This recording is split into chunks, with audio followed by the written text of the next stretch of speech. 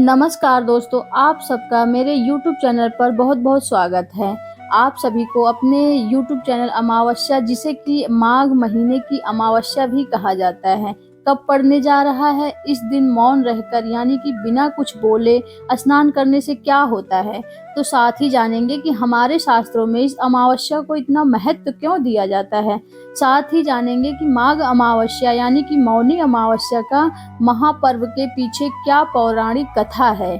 इस दिन स्नान करने से लेकर पूजा करने तक के क्या क्या नियम है, आप सभी आज के इस वीडियो में हम आपको बताने जा रहे हैं। तो वीडियो को शुरू से लेकर अंत तक पूरा देखिएगा। और यदि इस मौनी अमावस्या आप अपने जीवन में भगवान भोलेनाथ जी और माता पार्वती की विशेष कृपा प्राप्त करना चाहते हैं, तो कमेंट बॉक्स में हर हर महादेव जरूर लिख देना। तो चलो बताते हैं। पुराणों के अनुसार अमावस्या माह में एक बार ही आता है। शास्त्रों में अमावस्या तिथि का स्वामी पितृदेव को माना जाता है। यह दिन सूर्य और चंद्र के मिलन का काल होता है। तो हिंदू धर्म में मौनी अमावस्या का मोक्ष प्राप्ति और आत्मशुद्धि, पितरों की शांति के लिए विशेष दान माना जाता है। इस दिन ध्यान, मौन और स्नान का विशेष महत्व होता है। तो हर साल माघ माह के कृष्ण पक्ष की अमावस्या के दिन मौनी अमावस्या का स्नान करने से व्यक्ति की आध्यात्मिक उन्नति एवं मानसिक विकास होता है। तो मौनी अमावस्या तिथि पर जो लोग दान पुण्य का कार्य करते हैं, ऐसे लोगों पर पितरों की विशेष कृपा बरसती है। तो साथ ही इस बार की अमावस्या इसलिए भी खास है क्योंकि अभी प्रयागराज में कुंभ का आयोजन हो रहा है। कहते हैं इस दिन त्रिवेणी संगम में स्नान करना विशेष फलदायी होता है। यदि आप संगम स्नान नहीं कर सकते हैं तो फिर किसी भी पवित्र नदी जैसे गंगा, जमुना, शतजल, सरयू आदि में स्नान जरूर करें। अगर यह भी संभव ना हो तो आप इस दिन अपने नहाने वाले जल में थोड़ी सी काली तिल डाल करके मन ही मन संकल्प कर लें कि मैं संगम स्नान कर रहा हूँ। और तीनों नदी गंगा, जमुना, सरस्वती मन में ही ध्यान करते हुए स्नान कर लें। ऐसा करने से आपके महाकुंभ में अमृत स्नान करने के बराबर पूर्ण फलों की प्राप्ति होगी। वहीं दोस्तों, अगर जीवन में यदि किसी भी प्रकार का संघर्ष चल रहा है या यदि जीवन में चल रही समस्याओं से आप परेशान चल रहे हैं, नौकरी पैसे में समस्या संबंधित, स्वास्थ्य संबंधित समस्या, धन से संबंधित समस्या, संतान उत्पन्न से संबंधित समस्या से लेकर सभी समस्याओं का हल मिल जाएगा। तो दोस्तों, हर महीनों की अमावस्या तिथि को बहुत ही महत्वपूर्ण बताया गया है। ऊपर से यदि मौनी अमावस्या का हो तो सोने पे सुहागा वाली बात हो जाती है। तो धार्मिक ग्रंथों में अमावस्या तिथि का अत्यंत महत्वपूर्ण माना गया है। यह दिन गंगा स्नान, दान और पितरों के पूजा के लिए समर्पित होता है। प्रत्येक अमावस्या का अपना विशेष महत्व होता है, तो लेकिन मौनी अमावस्या को इनमें सबसे खास माना गया है। इस दिन मौन रहकर व्रत करने की परंपरा जो है, उसे जप, तप, व्रत और साधना के लिए सबसे उपयुक्त समय माना गया है। इस अमावस्या पर एक एक किया गया दान पुण्य का कार्य अन्य अमावस्या हो पर किए गए दान पुण्य से कार्य के से कहीं गुना अधिक फल देते हैं। इसलिए यह माघ मास की अमावस्या भगवान श्री कृष्ण की कृपा प्राप्त करने के लिए, भगवान विष्णु की कृपा प्राप्त करने के लिए सर्वोत्तम है। उसमें यदि महाकुंभ का महापर्व अमृत स्नान है तो दिनों ही तो उनकी महिमा भला कौन ही बता सकता है। पूरे 144 सालों बाद हमें यह मौका मिला है। दोस्तों, यह मौका इतना ज़्यादा दुर्लभ है कि आपकी आने वाली 2 पीढ़ी भी इस विशेष धार्मिक कार्यक्रम को नहीं देख पाएगी। इसलिए आप इस बेहद ही खास महापर्व को अपने हाथ से ना जाने दें। धार्मिक मान्यता के अनुसार इस दिन गंगा जी में एक डुबकी आपके कोटि जन्मों के पापों को हर लेती है। तो गंगा जी में लगाई गई एक डुबकी मौनी अमावस्या के दिन आपके जीवन को संवार सकती है। यह सिर्फ एक दिन आपके पूरे जीवन के कष्टों को हर सकती है, आपको अलौकिक सुख प्रदान करने में सक्षम है। आपको क्या करना है, किस प्रकार से इस दिन का लाभ आपको पूर्ण रूप से ले सकते हैं, किस प्रकार से इस पर्व को मनाएं जिससे कि जीवन के सारे कष्ट दूर हो जाएं, आप सुख में जीवन में व्यतीत करने लगें। तो चलिए दोस्तों, सबसे पहले जानते हैं कि इसे मौनी अमावस्या क्यों कहा जाता है। साल 2025 में मौन व्रत रखने की विधि क्या है, कैसे रखना चाहिए, क्या उसके नियम हैं। फिर हम अमावस्या व्रत और सबसे विशेष पितृ पूजन के बारे में आपको बताएंगे। आप इस प्रकार से घर पर रहकर भी महाकुंभ स्नान कर सकते हैं, जो फल प्राप्त होता है उसे प्राप्त कर सकते हैं। तो दोस्तों, मौनी अमावस्या मुख्यतः आत्म संयम और मानसिक शांति के लिए किया जाता है। यह व्रत साधु संतों के द्वारा भी विशेष तौर पर किया जाता है, क्योंकि मौन रहकर मन को नियंत्रित करना और ध्यान में एकाग्रता लाना सरल हो जाता है। शास्त्रों के अनुसार मौन व्रत से व्यक्ति के भीतर आध्यात्मिक उन्नति होती है, माध्यम से वाणी की शुद्धता होती है और मोक्ष की प्राप्ति होती है। यह व्रत आत्मिक शांति और साधना में गहराई लाने का एक सशक्त माध्यम का कार्य करता है। यहाँ तक माना जाता है कि इस व्रत को करने से साधक की वाणी में मधुरता आती है और उसका समाज में कद बढ़ता है, उसकी पहचान बड़ी होती है और मान सम्मान अधिक प्राप्त होता है। तो धार्मिक अनुष्ठान नहीं है, बल्कि यह आत्म नियंत्रण और ध्यान के माध्यम से मानसिकता के साथ अवसर भी प्रदान करें। योगासन के माध्यम से जिस प्रकार से आप आत्मीय शांति प्राप्त करते हैं, उसी प्रकार से मौनी अमावस्या पर किया जाने वाला मौन व्रत भी बहुत महत्वपूर्ण होता है। व्रत करने का विधि क्या है? देखिए दोस्तों, यह व्रत दो प्रकार से किया जाता है। आइए जानते हैं अपने पहले तरीके के बारे में। इसमें आप सुबह गंगा जी में स्नान कीजिए, फिर स्नान करने के बाद सुबह मौन व्रत का संकल्प कीजिए। संकल्प लेने के बाद आपने पूरा दिन कुछ नहीं बोलना है, शांत रहना है, मतलब शब्दों का प्रयोग बिल्कुल भी नहीं करना है।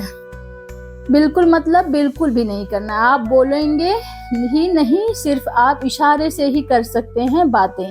अगले दिन अमावस्या समाप्त होने के बाद ही आपका यह व्रत पूरा हो जाएगा और फिर आप बोल पाएंगे। आप वहीं दोस्तों, यदि आपके लिए पूरे दिन मौन रहना संभव नहीं है तो आप प्रातः काल उठकर सर्वप्रथम स्नान कर लें और स्नान से पहले तक आप व्रत धारण करें। फिर सूर्य भगवान को जल देकर आप अपने व्रत को खोल सकते हैं। तो चलिए दोस्तों, जानते हैं कि आपको मौनी अमावस्या की पूजा कैसे करनी है।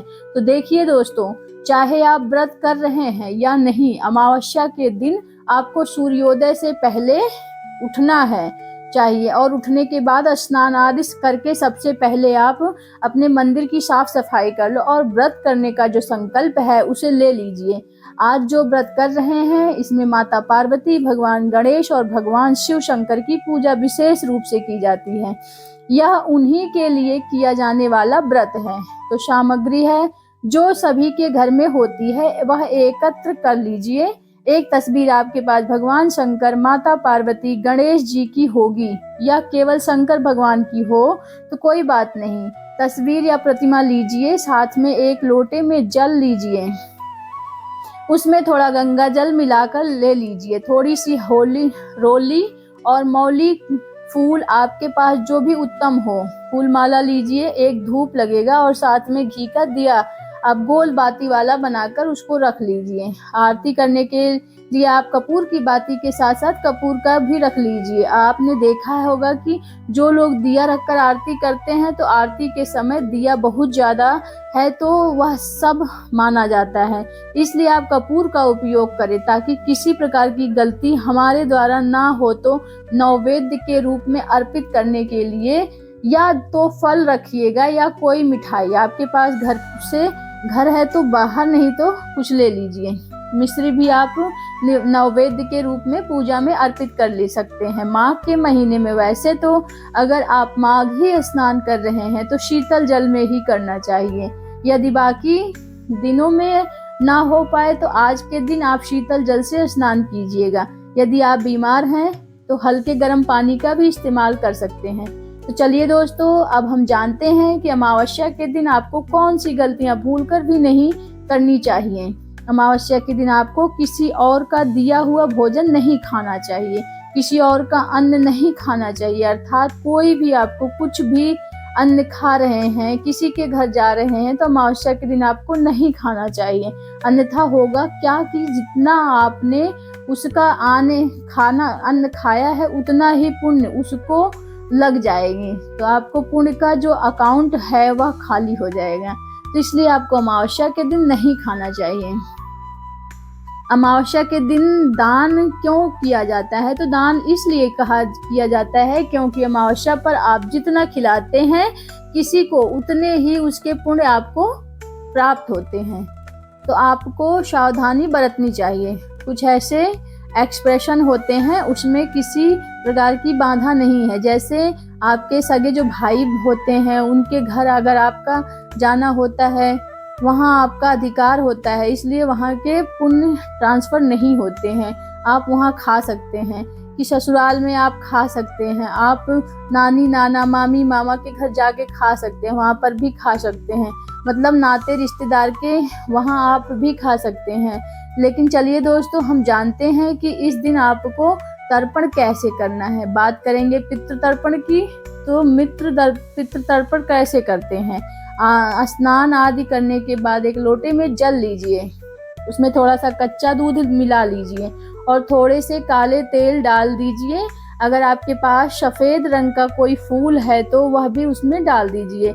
यहाँ मिला करके रख लीजिए। कोई बड़ा बर्तन ले लीजिए, उसमें हम तर्पण करेंगे और हम तर्पण करने के लिए कुछ को ही लगाएंगे। कुछ आपके पास होने चाहिए। उषा को अंगूठी और उसके साथ वाली उंगली के बीच के नीचे की ओर करना, और जो जल है वह आप दूसरों के हाथ से छोड़ेंगे। जल लोटे से वह जल अंगूठे उसके साथ वाली उंगली के बीच में जो कुश लगी हुई है वहां से निकालना चाहिए, जाना चाहिए। तर्पण के लिए तो आप जल डालना आरंभ करेंगे, मंत्र बोलेंगे ओम पितृ देवो नमः, फिर उन्हें याद कीजिएगा।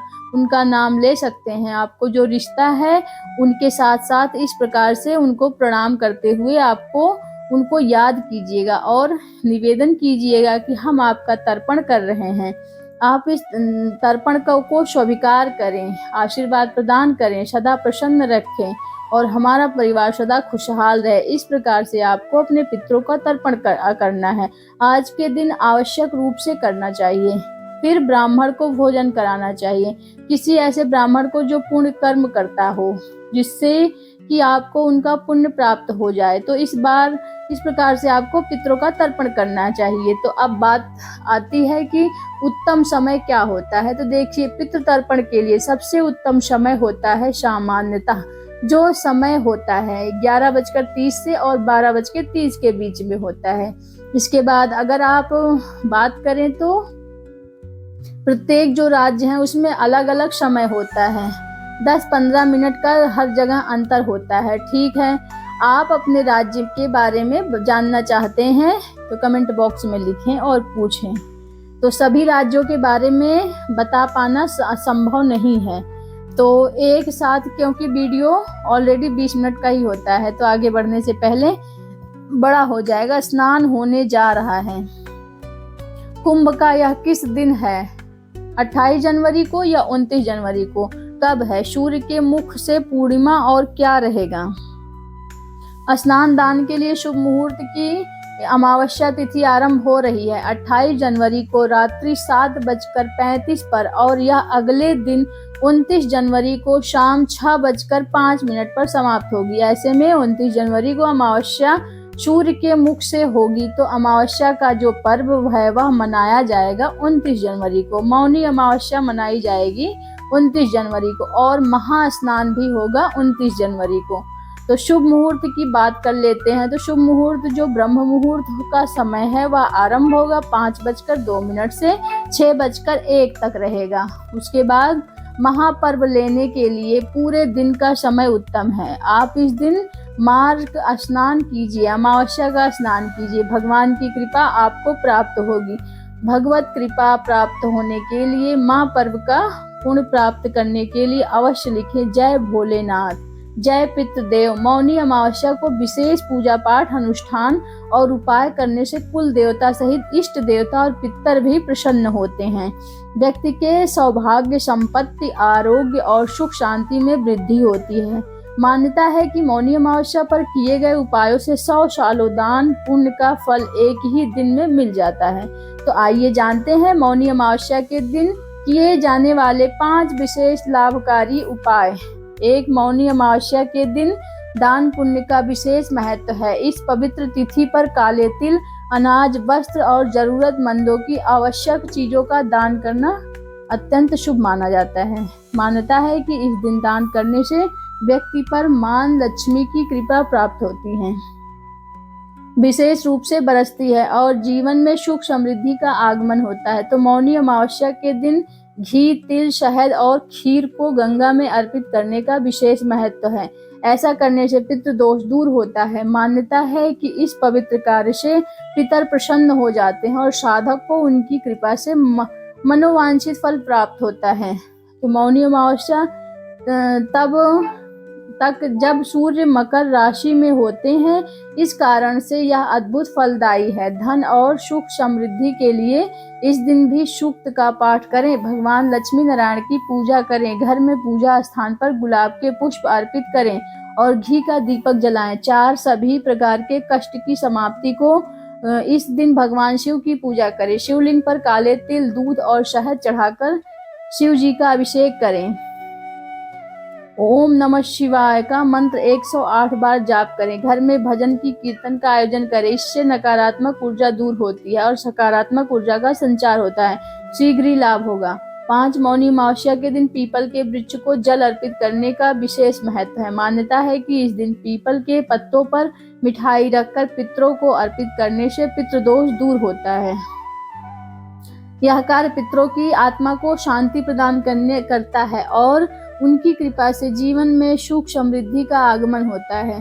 माघ महीने के कृष्ण पक्ष की एकादशी का अत्यंत ही शुभ एवं मंगलकारी दिन कब पड़ने जा रहा है, शास्त्रों में ऐसी मान्यता है कि इस दिन भगवान श्री हरि विष्णु की पूजा अर्चना करने से एवं यह एक विशेष उपाय करने से व्यक्ति पूरे जीवन धन दौलत आरोग्य से भरपूर रहते हैं। तो चलिए दोस्तों, जानते हैं कि साल की सबसे बड़ी एकादशी 24 जनवरी या 25 जनवरी किस दिन मनाई जाएगी, क्योंकि इस बार एकादशी 2 दिन मनाई जाएगी।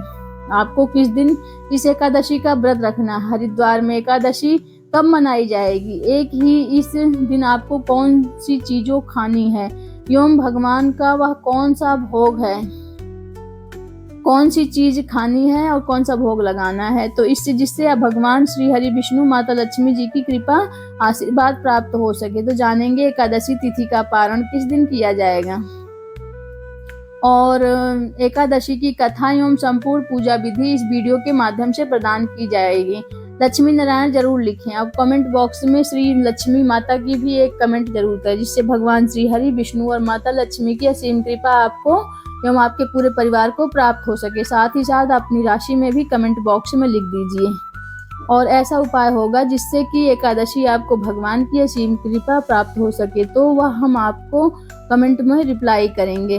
वह पंचांग और कोई भी जानकारी हम देते हैं वह पंचांग और ज्योतिष शास्त्र के आधारित देते हैं। इस मनगढ़ंत बहुत ही ध्यान पूर्वक समझने की कोशिश करना। दोस्तों, आने वाली जो एकादशी होगी वह माघ मास की पहली एकादशी होगी। अभी माघ का महीना चल रहा है, जिस महीने को सभी पाप कर्मों को नष्ट करने वाला महीना कहा जाता है। साथ ही साथ दोस्तों, हमारे हिंदू धार्मिक ग्रंथों में इस एकादशी को सर्व सुख प्रदायिनी यानी कि सभी सुखों को देने वाली एकादशी बताया गया है। एकादशी का जो व्रत है कोई करता है उसको धन धान ऐश्वर्य और साथ ही मानसिक शांति से लेकर बैकुंठ धाम की प्राप्ति तक होती है, सब कुछ प्राप्त होता है। परंतु इस एकादशी का विशेष रूप से व्रत जीती जो निरोगी जीवन जीने एवं मरणोपरांत मोक्ष की प्राप्ति के लिए स्त्री पुरुष रखते हैं। षटतिला एकादशी के दिन हर एक व्यक्ति को भगवान की पूजा करनी चाहिए और एक विशेष उपाय है जो कि आपको अभी वीडियो में बताने जा रहे हैं। इसे आपको अवश्य रूप से करना ही चाहिए, कथा सुननी चाहिए। तो चलिए दोस्तों, अब हम जानते हैं कि षटतिला एकादशी की पूजा आपको कैसे करनी है, पूजा का शुभ मुहूर्त क्या है और पारण क्या है, कब करना है। यह चीजें हम एक षटतिला एकादशी के दिन सूर्योदय से पहले जाग जाएं और यानी कि ब्रह्म मुहूर्त में ही भगवान भास्कर को आप एक लोटा में जल समर्पित कर दीजिए और उसका जो पूजा स्थान है वहां बैठकर सबसे पहले व्रत का संकल्प कीजिए। संकल्प करने के लिए आपने सीधे हाथ में जल लीजिए और द्रव्य लीजिए और कम से कम 1 रुपया ज़रूर आप आप रखें, फिर 3 बार बोलिए ओम श्री विष्णु, ओम श्री विष्णु नमः, ओम श्री विष्णु नमः का जाप करें। गोत्र जिस स्थान पर बैठकर आप संकल्प कर रहे हैं वहाँ का मकान नंबर और जिला बोलिए, क्षेत्र का शहर बोलिए। इतना बोलने के बाद माघ मास के कृष्ण पक्ष की एकादशी अपनी मनोकामना बोल के कामना की पूर्ति कीजिए, अर्थात सुखी जीवन के लिए, या यदि आपको कोई मनोकामना है उसकी पूर्ति के लिए भी आप इस व्रत का संकल्प ले सकते हैं। मतलब कि आपको अपनी मनोकामना मन भगवान को बता देनी है, और जब आप भगवान के चरणों में अर्पित कर दीजिए, भगवान को नमस्कार कीजिए, आप भगवान की पूजा करें।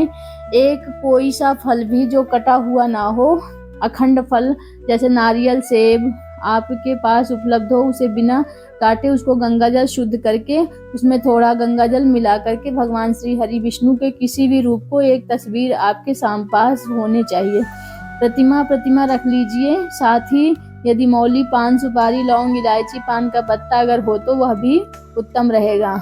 यह सारी चीजें आप धूप, दीप, माला, नैवेद्य रूप भगवान को अर्पित करने से सजा करके रख लीजिए। देखिए दोस्तों, भगवान की तस्वीर या मूर्ति आपने पूजा के लिए रखी है, उसको आप भगवान को बुलाना है, तो जिस हम प्राण प्रतिष्ठा कहते हैं, तो प्राण प्रतिष्ठा के लिए सबसे पहले भगवान की तस्वीर को स्थापित किया जाता है, और स्थापित करने के बाद वह स्थान जिस पर आपने तस्वीर को रखा है उस स्थान को शुद्धिकरण कीजिए। तो लोटे में जल जिसमें गंगा जल आपने मिलाया है उसे छींटे दीजिए और उस स्थान को पवित्रीकरण हो जाएगा। आप उस स्थान पर अपने कुछ पुष्प रख दीजिए, और पुष्प आप भगवान को एक प्रकार से आसन दे रहे हैं। आसन के रूप में पूजन के लिए भगवान को आचमन कीजिए, अर्थात 3 बार जल देने के बाद तिलक लगाइए, अक्षत लगाइए, फूलों की माला पहनाइए, और साथ ही साथ एक पुष्प अर्पित कीजिए। कुछ धूप दिखाइए, घी का दिया दिखाइए। जो दीपक है उसको उठाना नहीं है, जहाँ पर आप रखे हैं दीपक को रखे रहने देना। पहले चावल या पुष्प आसन के रूप में रख दीजिएगा, उसके ऊपर से आप दीपक को रखिए। कभी भी नीचे नहीं रखा जाता है, क्योंकि दीपक का जो अपमान होता है, एक प्रकार से आपके द्वारा की गई पूजा के साक्षी देव दीपक बन जाते हैं, इसलिए इस दीपक को उठाना नहीं चाहिए। आरती के समय हम दूसरा दीपक प्रयोग में लाएंगे। नैवेद्य के रूप में जो मिठाई आपके पास है वह भगवान को अवश्य चढ़ाएं। फल चढ़ा दीजिए, और कुछ तो मिश्री के दाने कुछ लेकर मिश्री भी आप नैवेद्य के रूप में भगवान को अर्पित कर सकते हैं। एक बार बिना कटा हुआ तो आपको जरूर समर्पित करना चाहिए। अब आपको भगवान के सामने हाथ जोड़कर 108 बार ओम नमो भगवते वासुदेवाय मंत्र का जाप करना चाहिए। उसके बाद मनोकामना पूर्ति के लिए पान का बीड़ा आपको बनाना होगा। इसके लिए आप सबसे पहले पान का एक पत्ता ले लीजिए, उस डंडी को तोड़ देना, फिर उसमें 2 लौंग, 2 इलायची और 1 सुपारी रखिए। उसका बीड़ा बनाकर भगवान के सामने ओम नमो भगवते वासुदेवाय का 11 बार जाप करके आप अपनी मनोकामना भगवान के सामने बता दें। जैसे यदि आप सुख समृद्धि के लिए पूजन कर रहे हैं तो भगवान से मन ही मन प्रार्थना कीजिए। उसके बाद वह बीड़ा भगवान को अर्पित कर दीजिए। फिर आपको वही बैठकर भगवान के सक्षम एकादशी की कथा का पाठ कर लेना है, इसे सुन लेना है। एकादशी की कथा हमने आपको वीडियो के अंत में बताई है, तो आप इसे जरूर सुन लेना, ठीक है। और कथा सुनने के बाद आप भगवान की आरती करेंगे। आरती करने के बाद फल, भोग, खीर बनाएं, और आप दाम्पत्य जीवन को सुखी, ब्रह्मचर्य को संकल्प करें, अर्थात अवश्य रूप से पालन करना, और ब्रह्मचर्य का पालन होगा। आप व्रत का पालन नहीं कर लेते तो हम सभी एकादशी में बताते हैं कि आपको यह जो नियम है यह अवश्य नियम है। तो जो दाम्पत्य जीवन में शादीशुदा हैं उन सभी को भी इसका ध्यान रखना है। आप ब्रह्मचर्य का पालन करते हुए व्रत को पूर्ण करें, इसका नियम बना रहा है। इस प्रकार से अगले दिन पारण के लिए आपको सूर्योदय से पहले उठना चाहिए। साथ ही साथ बात करें मौनी अमावस्या को, तो यह गंगा स्नान करने के बाद हमें मौनी अमावस्या का अपने भगवान को मना करके, ध्यान करके।